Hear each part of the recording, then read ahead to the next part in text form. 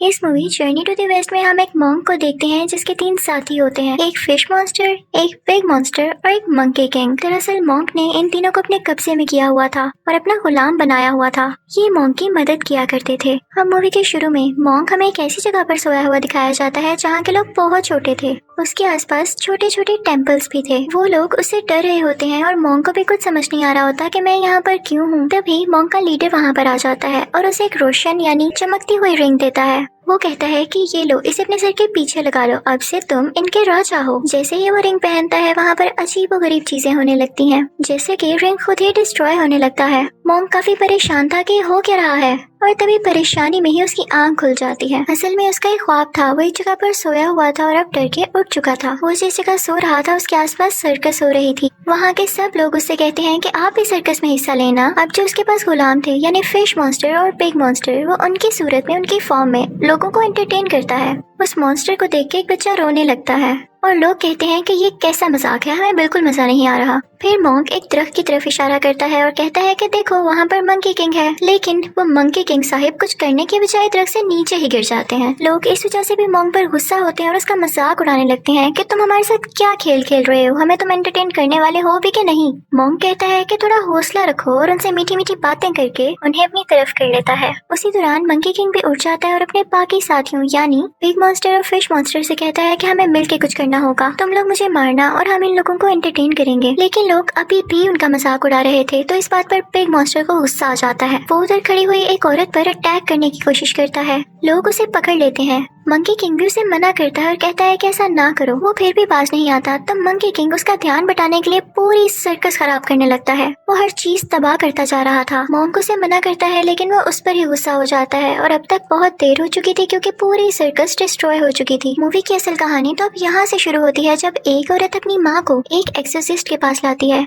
उसका कहना ये था कि उसकी माँ पर किसी का साया है। उसकी हरकतें कुछ ठीक नहीं लग रही थी क्योंकि वो वहाँ पर खड़ी 2 बूढ़ी औरतों को कहती है कि ये मेरी बेटियां हैं। एक्सोसिस्ट इस बात पर बहुत हैरान होता है और फिर वो बढ़ता है उसकी माँ की तरफ ताकि वो उसका भूत या उस पर जो भी साया है उसको खत्म कर सके।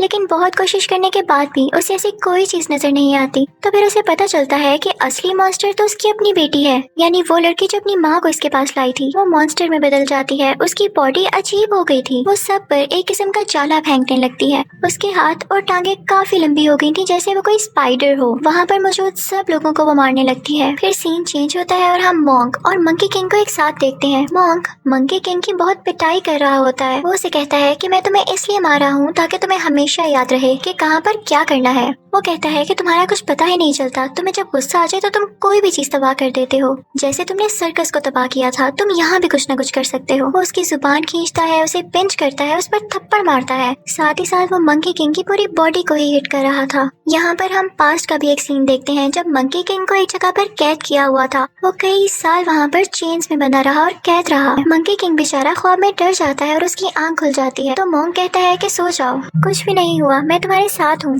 अगले दिन हम देखते हैं कि मॉन्क को पानी चाहिए था और वो पानी की तलाश में एक घर में जाता है। उस घर में सिर्फ लड़कियां ही थी और वो भी बहुत ज्यादा। हर लड़की दूसरी लड़की से ज्यादा खूबसूरत थी। वो सब उनको देखते ही रह जाते हैं। बिग मॉन्स्टर को एक लड़की अच्छी लगने लगती है और मंकी किंग भी एक लड़की के सामने बैठ जाता है लेकिन उसे तंग कर रहा होता है क्योंकि असल में वो लड़कियां कोई और क्रिएचर्स थी। वो बहुत बड़ी बड़ी स्पाइडर्स थी।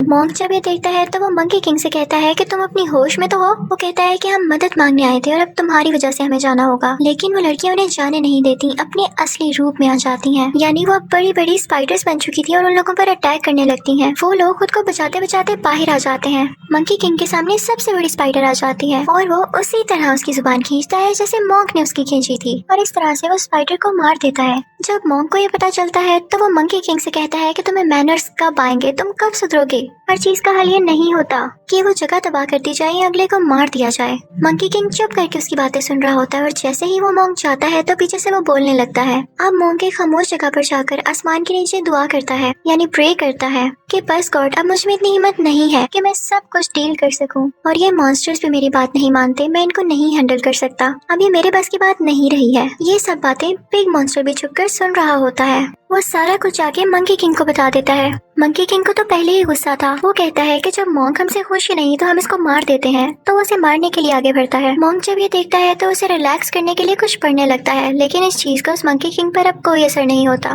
क्योंकि वो अब उसकी गुलामी से आजाद हो गया था। अब वो उसका मजीद गुलाम नहीं था। मॉन्क उसे बचते बचाते ट्रक में फंस जाता है और उसे अपने काबू में करने की कोशिश करता है, लेकिन मंकी किंग अभी भी नहीं डरता उससे। तभी आसमान से कोई तेज रोशनी निकलती है, जिसे देखकर मंकी किंग डर के वहाँ से चला जाता है। दूसरी तरफ हम देखते हैं कि फिश मॉन्स्टर अपने असली रूप में आ चुका था, यानी वो एक बहुत बड़ी और एक खौफनाक फिश बन चुका था। ये सब उन स्पाइडर से लड़ाई के बाद हुआ। फिर हम देखते हैं कि मॉन्क अपने तीनों साथियों को लेकर किसी दूसरे मुल्क जाता है और वहाँ की रानी और राजा से मिलता है। उस मुल्क के लोग उन्हें देख के काफी हैरान हो रहे होते हैं, क्योंकि वो अजीबोगरीब मॉन्स्टर्स थे। रानी उनका बहुत अच्छे से वेलकम करती है। फिर वो लोग राजा से मिलते हैं, तो राजा उन लोगों से कहता है कि हाँ, क्या लाए हो मेरी खिदमत में, मुझे किस तरह से एंटरटेन करोगे। तो मॉन्क और उसके साथी कहते हैं कि हम जानते हैं एंटरटेन करना, और ये कहते ही उसके सामने अजीबोगरीब हरकतें करने लगते हैं जो कि बिल्कुल भी फनी नहीं थी। राजा को ये देख के काफी गुस्सा आता है कि मुझे पागल बना रहे हैं। वो उन्हें अपने महल से बाहर निकाल देता है कि ऐसी हरकतें पागल करते हैं, अपना इलाज करवाओ जाकर। मॉन्क जब बाहर आता है तो उसे अपनी बहुत ज्यादा इंसल्ट फील होती है। वो मंकी किंग को फिर से मारने लगता है कि तुम लोग कोई काम ढंग से नहीं कर सकते हो, और फिर उसे एहसास होता है कि वो तो खुद था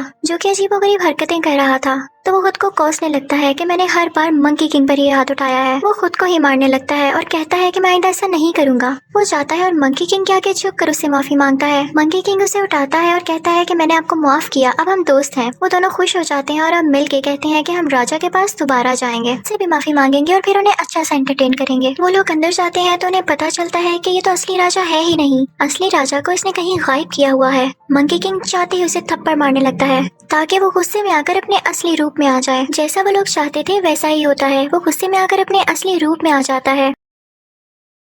उसका मुंह लाल हो जाता है और उसके मुंह से आग निकलने लगती है। असल में वो एक छोटा सा रोबोट था जो कि आग फेंका करता था। वो लोग उससे बहुत फाइट करते हैं और उस दौरान महल में जितने भी लोग थे वो बाहर निकाल दिए जाते हैं।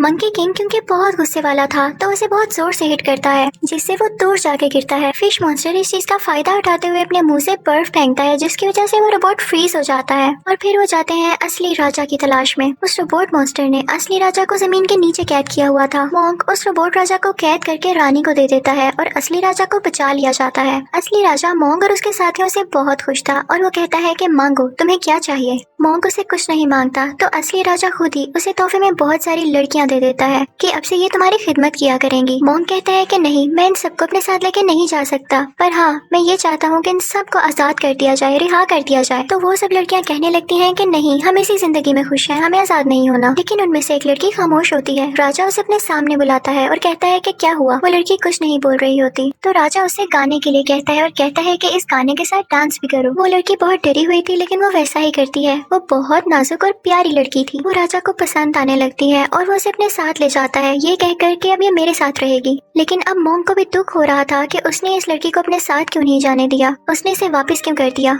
मॉन्क को दूसरी लड़कियां छोड़ने का कोई दुख नहीं था। मॉन्क अपने साथियों के साथ वहाँ से बाहर आ जाता है, लेकिन अभी भी वो उसको मिस कर रहा था। तो वो सोचता है कि मैं राजा के पास वापस जाऊंगा और उस लड़की को इनाम के तौर पर दोबारा मांगूंगा। राजा कहता है कि अब तो बहुत देर हो चुकी, यह मेरे साथ ही रहेगी क्योंकि मैं इसे पसंद करने लगा हूँ। मॉन्क बहुत उदास हो जाता है और उसकी उदासी देखते हुए रानी राजा से कहती है कि उसको ये लौटा दें। राजा उसकी बात मान लेता है और अब वो लड़की मॉन्क को दे दी जाती है। अब वो लड़की हर जगह उनके साथ साथ होती थी। मंकी किंग को ये देखकर बहुत गुस्सा आ रहा था कि वो लड़की मॉन्क के साथ इतनी अटैच क्यों हो रही है, क्योंकि उसे लगता था कि ये लड़की एक शैतान है, एक डीमन है। वो मॉन्क से कहता है कि मैं आपको ये बात बताना चाहता हूँ कि वो लड़की इंसान नहीं है और हमें नुकसान पहुँचा सकती है। वो इस चीज का सबूत ढूंढने के लिए कभी तो उस लड़की का ब्लड लेता है और कभी तो उसे हर्ट करता है, लेकिन मॉन्क उसे मना करता है। तो मंकी किंग कहता है कि ठीक है, अगर ये लड़की इंसान है तो इससे कहें कि हमें अपने गाँव लेकर जाए, हमें इसकी फैमिली से मिलना है। मॉन्क उस लड़की से ऐसा कहता है तो वो लड़की उन सबको अपने गाँव लेकर आती है, अपने घर वालों के पास। उस लड़की के घर वाले मॉन्क और उसके साथियों को बहुत अच्छे से ट्रीट करते हैं और जब मंकी किंग कहीं से साबित नहीं कर पाता कि वो डीमन है तो वो गुस्से में आकर उल्टा उसके घर वालों पर ही अटैक करना शुरू कर देता है। मॉन्क उसे डांटता है कि तुम्हारा दिमाग खराब है,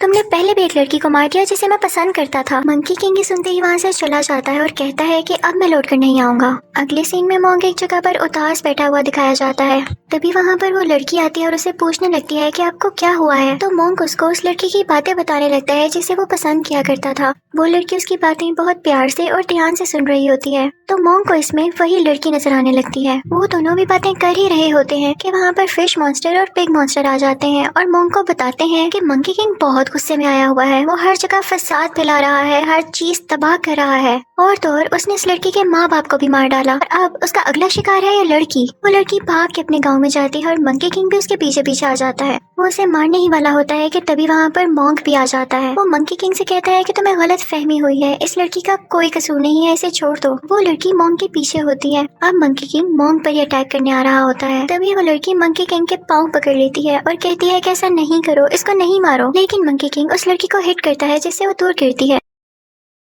और अब वो उसे मारने के लिए आगे बढ़ता है। लेकिन तभी मॉन्क बीच में आ जाता है। वो रोड सीधा मॉन्क को लगती है। तभी वो लड़की रोने लगती है और कहती है कि हाँ, मैंने बोला झूठ, मैंने छुपाया तुम सबसे कि मैं एक शैतान थी, एक डीमन थी, क्योंकि मेरे साथ मेरी जिंदगी में बिल्कुल अच्छा नहीं हुआ। कुछ आदमियों ने मेरे साथ बुरा करके मुझे मार दिया, इसीलिए अब मैंने शैतान बनने का सोचा था, लेकिन मैं बुरी नहीं हूँ। ये सुन के मंकी किंग को और भी गुस्सा आता है और वो एक बहुत बड़ा गोरिल्ला बन जाता है और इसी के साथ वो मॉन्क को निगल लेता है, उसे खा लेता है। अब वो बड़े बड़े पहाड़ों पर चढ़ने लगता है, लेकिन उसके पाँव के साथ ही वो लड़की भी थी जिसने उसका पाँव मजबूती से पकड़ा हुआ था। अब वो एक ऊंची जगह पर जाता है। वो लड़की भी उसके साथ वहाँ आ गई थी। तभी वहाँ पर वो रानी और वो रोबोटिक डीमन भी आ जाता है। रानी मंकी किंग से कहती है कि मैंने जान के इस लड़की को इधर भेजा ताकि तुम लोगों में लड़ाई हो। रानी कहती है कि मैं तो चाहती ही यही थी कि ये चीज तुम्हें गुस्सा दिलाए और तुम मॉन्क को मार डालो। अब तुम मेरे गुलाम होगे और मेरे लिए काम करोगे। तो मंकी किंग भी मॉन्क का कोई इतना भी दुश्मन नहीं था। उसने अभी तक मॉन्क को खाया नहीं था, बस वैसे ही निकला था। वो ये सुनकर मॉन्क को बाहर निकाल देता है। वो अभी तक जिंदा था।